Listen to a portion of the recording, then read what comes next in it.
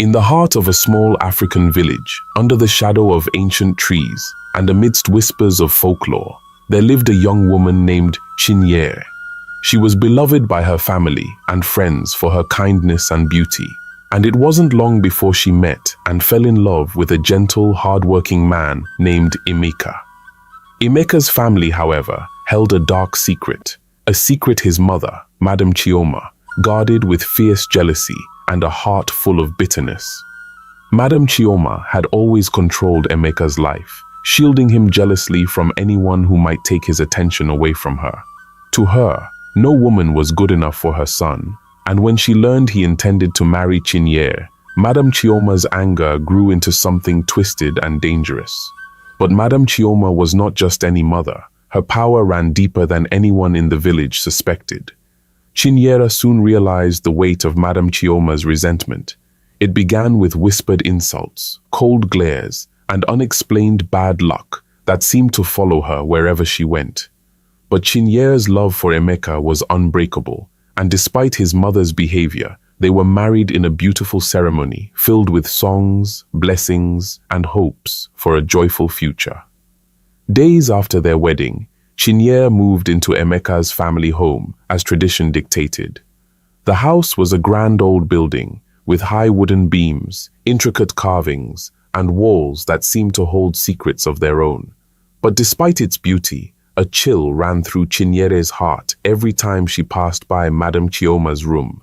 Madam Chioma kept her distance, watching Chinyere with sharp eyes that held no warmth. Her whispers, her sidelong glances, and her icy tone hinted at her true feelings. Chinyere tried to be respectful, greeting her mother-in-law each morning and helping around the house. Yet no matter what she did, Madam Chioma always found fault.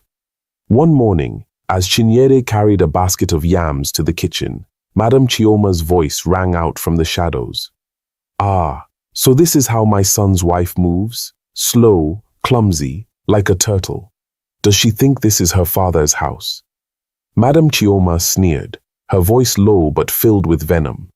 Chinyere felt her cheeks flush with embarrassment, but she held her tongue. She had promised herself that she would be respectful, that she would not let Madam Chioma's bitterness ruin the love she shared with Emeka. But Madam Chioma's anger only grew, and her resentment began to take on a sinister form. On the nights when the moon was full, Chinyere would hear strange hissing sounds outside her window, and she'd see shadows slithering along the walls. She tried to ignore it, but deep inside, she felt that something dark was watching her. When Chinyere found out she was expecting her first child, she was overjoyed.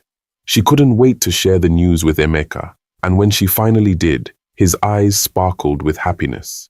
They embraced, both laughing and dreaming of the little life they would soon welcome into their world. But when they told Madam Chioma, her face twisted into a scowl. "So you think you're bringing a child into this house? A child who will take my son's love from me?" Madam Chioma muttered, her eyes narrowing. "We shall see." Chinyere shivered, but she brushed off Madam Chioma's words as jealousy. Yet, as the days went on, she began to feel a strange sense of dread. It was as if a dark cloud was hanging over her, suffocating her joy. And then the nightmares began. In her dreams, Chinyere would see a large, sinister snake, its scales glistening under the moonlight as it slithered toward her. The snake's eyes gleamed with a cruel intelligence, and its hiss echoed in her mind, filling her with terror. The snake would coil itself around her, squeezing tighter and tighter, as if trying to crush the life growing inside her. She would wake up in a cold sweat, her heart racing, as the snake's hissing lingered in her ears. She tried to tell Emeka about her dreams, but he dismissed them, saying they were just nightmares. "You worry too much, Chinyere," he would say, laughing softly. "Mother may be strict, but she would never harm you or our child." But Chinyere was not convinced. She began to notice more strange things, the way Madam Chioma would watch her with unblinking eyes, the hissing sounds that seemed to follow her even in the daytime, and the chills that would sweep over her whenever her mother-in-law was near. One night, After yet another terrifying dream, Chinyere couldn't bear it any longer. She visited the village elder, a wise woman named Neka, who was known for her knowledge of ancient curses and dark magic. Chinyere shared her fears with Neka, her voice trembling as she described the snake in her dreams and the malice in Madame Chioma's eyes. Neka listened in silence, her eyes narrowing as she took in every detail. When Chinyere finished, Neka leaned forward and spoke in a low, grave tone. "I have heard of such a curse," she said. "It is a dark magic that allows a person to transform into a snake and attack their enemies from the shadows. The snake's form is a disguise, a way to strike without being seen. If Madame Chioma is indeed using this magic, then your unborn child is in great danger." Chinyere's heart pounded. "What can I do, Neka? I cannot leave Emeka or this home. I am bound by my marriage." Neka placed a gentle hand on her shoulder. "There is a way, but it will not be easy. You must confront Madame Chioma, face her without fear, for such curses feed on weakness and fear. You must also protect yourself and your unborn child with the amulets I will give you. They will guard you from her magic, but only if your heart remains strong."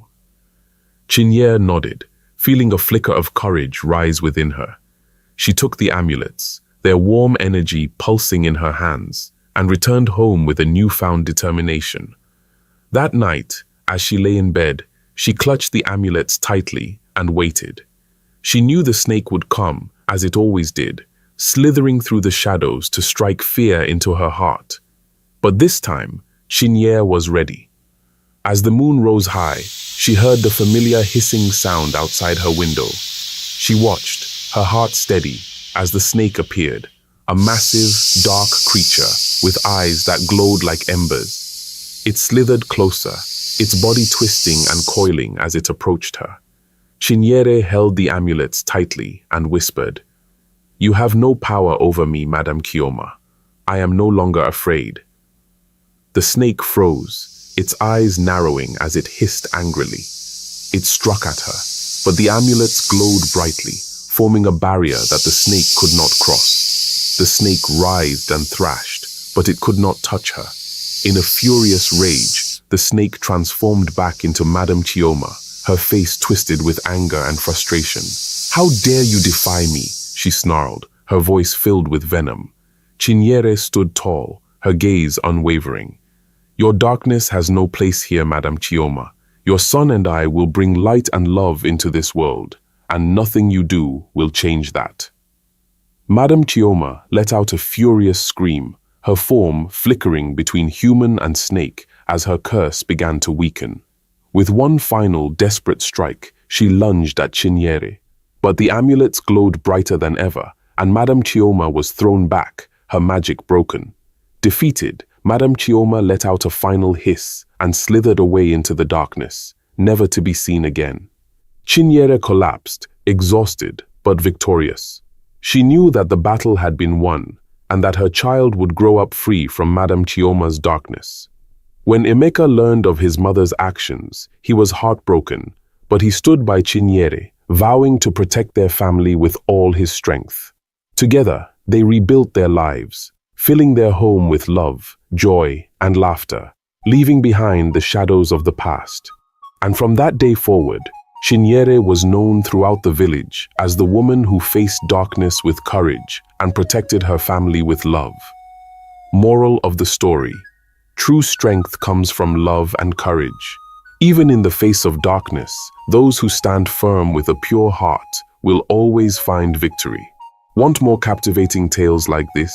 Subscribe to Motherland Afro Tales Studios for more unforgettable stories from the heart of Africa.